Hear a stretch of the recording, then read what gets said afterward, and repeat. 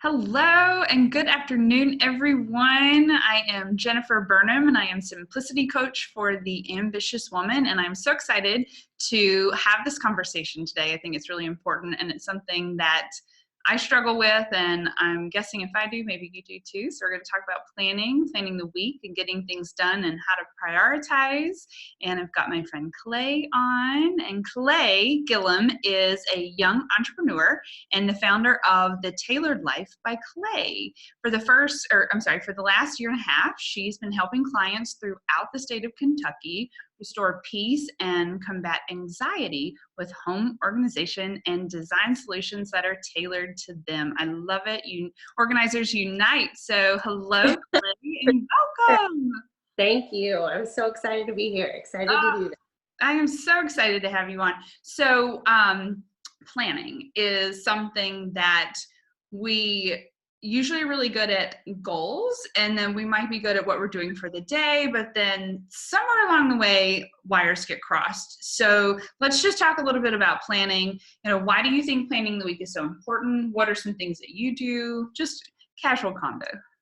Yeah, absolutely. Well, I think that the simplest part of it is, as female business owners, we've got big goals. We've usually got a lot of different things that we're juggling, and it can be really easy to get, down in the weeds of it, or to always stay zoomed out. And I think that, kind of like you're saying, making that connection between what your goals, your big goals are and your long-term goals are, and where you're trying to take your business and what you're doing on a daily basis, making sure that, there's a line between the two. So that, when you look back at your quarterly and your monthly reviews, you're really able to measure, am I moving the needle on all of these things? And it's hard to move the needle on everything at once. So I think taking the time to not only make your goals, but then break those down into steps based on, time is really helpful, and just helps make sure. And then also that you're taking care of yourself, making sure that you're prioritizing and building in that time to your calendar to make sure that you also get to do the things that you enjoy and that are the reason that, you're running this business for yourself. Oh, boundaries with time. They're not the easiest to set, and they're not the easiest to keep. Definitely. I have found that an easy boundary for me is a workout routine, but having somewhere to go, not working out at home. Yes. And especially if I pay a monthly membership, then after a while I think, all right, this is a waste of time and money. Well, it's a waste of money if I'm not going. And so and I work out best in the evening, like early evening versus a morning workout. And I think as business owners too, we think, well, I'll get it done first and then that way I won't have to do it later. But every person's different, but I am productive in the morning. So I really don't want to spend that time working out. And I like the hard stop in the evening that says, okay, if you're going to go to workout class, you've got to get up from this computer right now. Definitely. Yeah. And so when you started your own business, what were some things that you noticed about yourself? Were you not scheduling in days off? Were you, working on the weekend, or working into the evenings? Like I said, I know everyone's different with their energy, but I found that if I keep working on the weekends, that I struggle during the week because I don't feel like I had a rest day. Yeah, sure. You get burnt out a lot quicker. I would definitely say I noticed that I was not scheduling time off, and really just that it became so easy for everything to kind of bleed into each other, because I might have a little Parks and Rec on in the background while I'm working on, a client plan. I think that means I should work 10 hours today instead of 8 hours today. And it's like, no, it's about what you're getting accomplished. It's about your energy levels. It's about how you're showing up for your clients. I think one thing that I've learned that I've really been excited about is setting some non-negotiables. And that can be, on a monthly basis or a daily basis or a quarterly basis. But something for me is I need one day a week with no meetings, no phone calls, nothing scheduled. Mm. And that doesn't mean I'm not working, but it does mean that I have creative time. I have a day to not get out of my pajamas if that's what I need that week. And I know that for me to show up fully for other people when I'm present with them, I need that shutdown time. I need that turn off time. I need to kind of rein it back in. And so if I don't schedule that day ahead, it gets eaten up. It's so easy, to bend yourself to other people's schedules because we are a little bit more flexible and we are a little bit more in charge of, how our time is spent. But sometimes what that turns into is, okay, sure, I'll do that call at 7 because that's better for you. Even though I had a networking meeting at 7 a.m. this morning and I've had 3 meetings, since then, and it just kind of all piled. And before you know it, you're like, I make my own schedule. I run my own business. How am I so burnt out? Why am I worn out, exhausted, and a tad on the miserable side? Right. A little mad at whoever did this to me. Yeah. Can I quit? And you're like, oh my gosh, I'm the worst boss ever. Exactly. And it's interesting for us because I know we really would relate on this in-home client work. And so other business owners who may experience the same is depending on how the business model is structured. For me, I was working with clients all the time because I needed the money. Right. Or put another way, it wasn't guaranteed when it would come in again. And so I was saying yes all the time. I mean, there were weeks when I would work every day, 14 days straight. And so now whenever I talk with clients, if they ask, when am I available? And they say, well, gosh, that's not a lot. I'm like, that's good for you. Because yeah, exactly. Really, really grumpy. Here, I'm here. Yes. And I believe that's really common with business owners because we don't look at the structure of the business model so much and how are we being compensated and what does that look like. We end up sort of chasing the dollar and in essence chasing the client. And the boundaries always get sort of pushed to the wayside because we say, well, we have bills to pay. And I found myself in that kind of, I'm going to work smarter, not harder phase every December. I did this for about 3 years. And it wasn't until I restructured the business model that I was able to get a handle on time. But when I did that and it wasn't very fun, it took about, a week, then the time boundaries became a lot easier because then I knew, yes, I'm available. No, I'm not.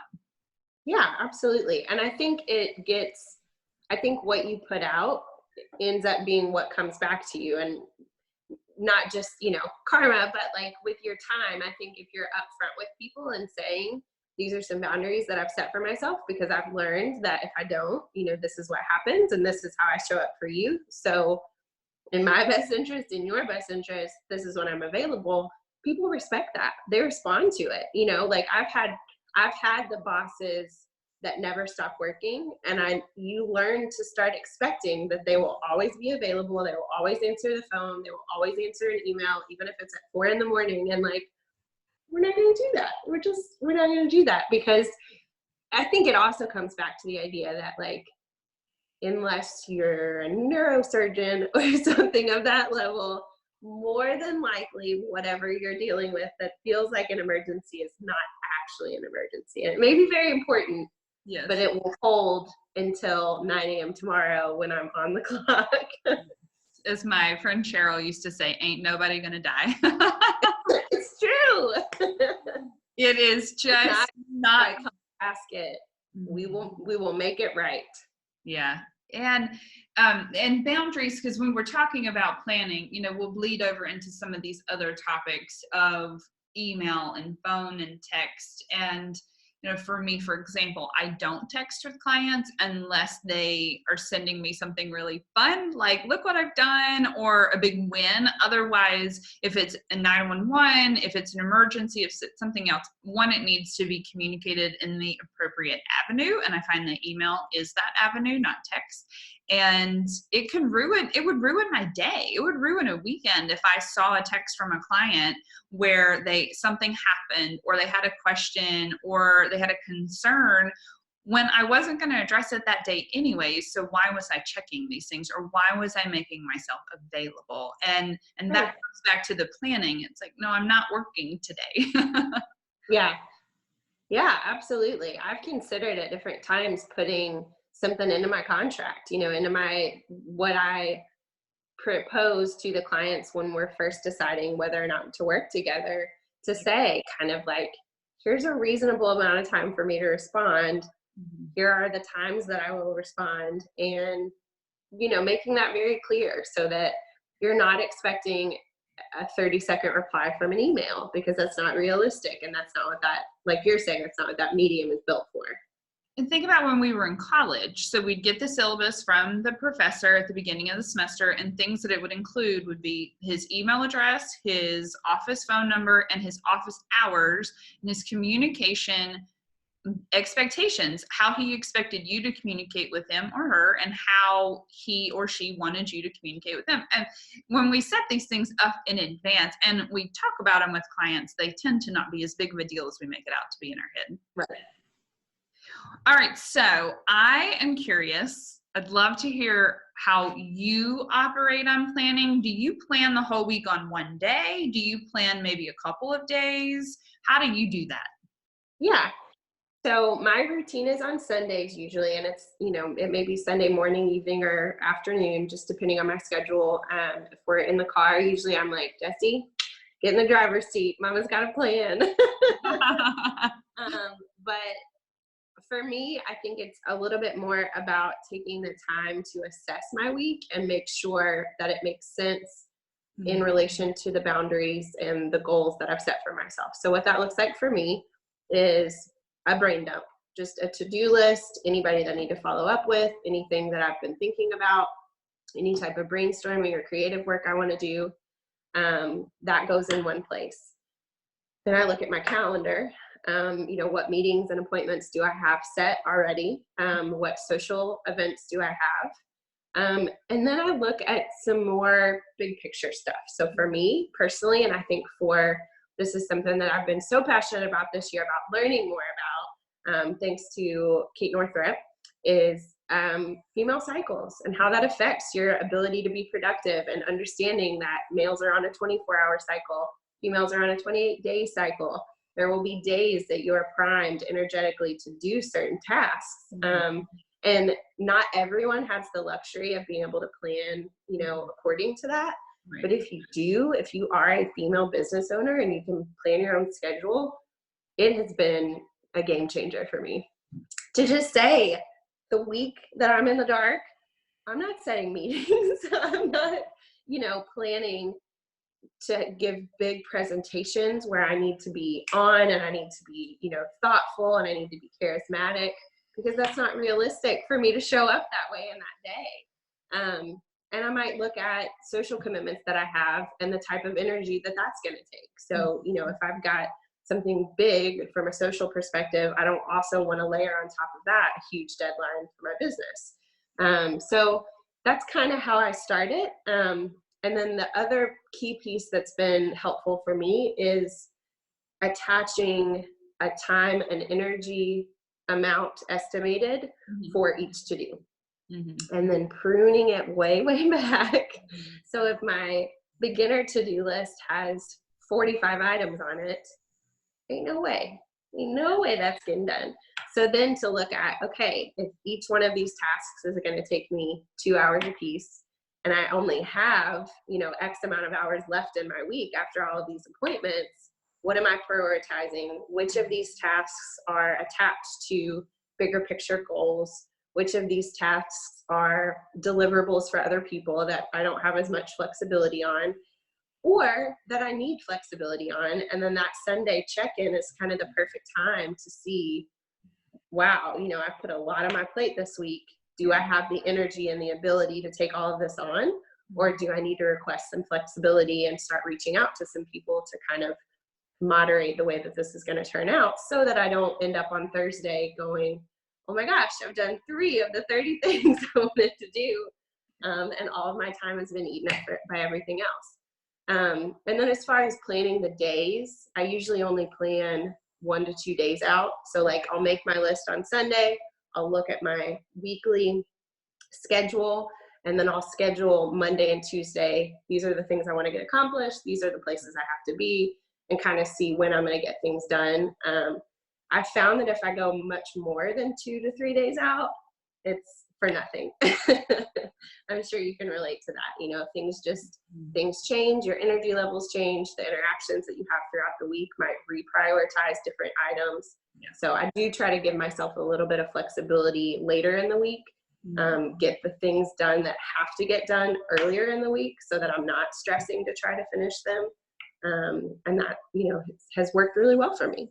Yeah, that is so, so powerful, because we think, well, if I plan every day for the next 4 or 5 days, I'm going to be so productive, but it ends up being so rigid and inflexible that when something comes up, and something always does, you have to catch up with someone, or something took longer than you thought, or there was a call, or, you know, hey, I'd like to have a podcast interview with you, but I need to do it this week. Do you have time? And you shuffle things around. And so you're so right on that. You end up really wasting that time that you spent planning for those extra days when you may not even get to any of those things. And I have felt that before, where when you have that level of awareness of the week, and that's something that takes a little practice of being aware of your energy, because that is, I agree, game changing. When you're paying attention to your own energy on a monthly basis, on a 28-day basis, or if it's a guy that's listening, you know, on a daily basis, but really thinking through, how am I probably going to feel that day? Like, how am I going to be ready to go, or am I going to be really sluggish? And understanding that doesn't mean that you're lazy. That doesn't mean that you're behind. That's just your body. That's just its natural working. Yeah, absolutely. And looking at what other things do I have that day, and what are they going to require of me energetically? So do I want to force myself to give presentations all morning and then sit down and write all afternoon? Probably not, because usually after a morning full of presentations, my brain energy is way down low. But what I can do is physical activities. So if there's something, you know, if there's inventory I need to do, or if there's like tidying or going through paperwork, like those are the things that I'm primed to do when my brain is done for the day, but my body still has some energy left. So kind of knowing what that looks like too. Yeah, I love that. After client work, I am spent. I'm just done. If I'm doing coaching, or if I'm doing in-home work, it is best if I don't, and it's best for my expectations too, if I'm not expecting too much of myself, because that's the part where you do the brain dump, you look at the week, you look at your goals, and you know, we all feel it. I mean, it's the time, it's a moving and it's not slowing down for us. And we want to get things done, and we want to move ourselves towards these goals, but it actually doesn't help us. In fact, it probably hurts us more when we set ourselves up for failure. We put all these things on the week, and then we only get 4 of them done because, you know, our energy was low, or we had a lot to do, or we weren't very realistic in you know, what might happen. Yeah, totally. I went through one of Kate Northrup's courses for business planning at the end of the year. And one of the processes through the exercise is brainstorm all of the projects you hope to do in 2020, or all of the growth things that you want to do, or all of the foundational projects, or website updates, anything like that. And then you go through 3 rounds of pruning to get that down to a realistic list. And it's so funny, because I did that and pruned it down and down and down and down and down to like, okay, I'm just going to focus on these things. And then I pulled those things out over a year's time to like, okay, if each one needs a launch phase, if each one needs a marketing phase, if each one needs a rest period after launch, where I realized like, you got to come in, you got to, you know, learn what you've learned from the launch, kind of give yourself some time between projects. It filled up the whole year easily. And so realizing like, what if I would have not pruned that list, and then actually thought, you know, believed that I could do all of that in a year, how disappointed I would be at the end of the year to look at that list and see what I'd done. But that's crazy, because you shouldn't be disappointed in yourself, Yeah. for not being able to work 60 hours a day, 80 hours, just it's not realistic. So I think absolutely what you're saying of just looking at your list and then looking at it one more time and then looking at it one more time to really get down to what you want to spend your energy on, because it's limited and you want to give it to things like family and friends and hobbies and taking care of your body, and those things should take priority. So with the time that's left, what do you want to do? Yeah, I love that. And letting go is not physically, it can be a little bit easier for us that are naturally organized, but letting go of projects or putting them on the back burner, I don't think that that's something that's taught. And I don't think that's a strong suit for many of us, because we have big, grand goals and we don't have a boss prioritizing what are we going to do and directing our steps. That's our job. And it's hard to really take on the hat and then take it off and then put on a different hat. And it requires a lot of different shifts. It's like driving a stick shift. You're going from different gears and you got to go quickly and all the while serve clients and make money and be on social media, and it can be a little overwhelming. What are some of your favorite tools to plan? Paper, digital? I know, well, I'll let you answer. I'm a planner girl for sure. I've always had a paper planner. I've kept a lot of my paper planners, and funny enough, have actually been able to get information from them later. But I would say the two pieces of technology that I use the most at this point to help plan my week are Google Calendar. Mm-hmm. And that's just to make sure that I always know, again, what's on the calendar before I start putting to-dos in between. Mm-hmm. And then I really like Todoist. Mm-hmm. It's a free app. There is a paid version, but the free one has always worked great for me. And the two things that I love about it are, that you can put priorities on tasks. So you can do, I think, like red, orange, or yellow for how critical it is that you get that thing done. And then you can put due dates on things. So one of my big issues is I'm always, doing one thing that's in front of me, and then there's like all these ideas going in the background, and I'm like, ooh, what about this? What about this? And you can't always just stop and shift, to those things. But I also don't want to lose them, so that when I do have a slow period or I do have a down period, I've always got kind of this list of ideas to refer back to say, okay, do any of these still feel, do any of these still resonate? Do any of these feel like now is the right time to take them on? And I love that you can put something 2 months into the future, and just have a little reminder like, hey, have you thought about this again? Yes. And if it's not the right time, snooze it on for a couple of more months. So yeah, those are a couple of my favorites. And then, like I said, just knowing kind of your cyclical nature. If you're not menstruating or if you're male, the moon is still, the cycles overlap each other. And so that has also been kind of a tool, I guess you would say, that I've used to help plan more effectively. And then what planner do you use? Paper planner? So right now I have a Magnolia one. Okay. I get a different one every year, except for the last 2 years before now. Mostly just because I want to try them all. I can't stick with one. But before that, there's a company called Golden Coil. Okay. And they make custom planners. So they actually have like a crazy amount of different layouts that you can choose from as far as daily or monthly or weekly. You can overlay things like food planning or exercise. You can add a section at the end for a Christmas gift list and your passwords, and you can put inspirational quotes on. I mean, they just have all kinds of options, and their covers are beautiful. They're just like plain linen. I wish I had one to show you right now, but love Golden Coil. The only reason I did not get another one this year is they're kind of expensive. You pay for the customization for sure.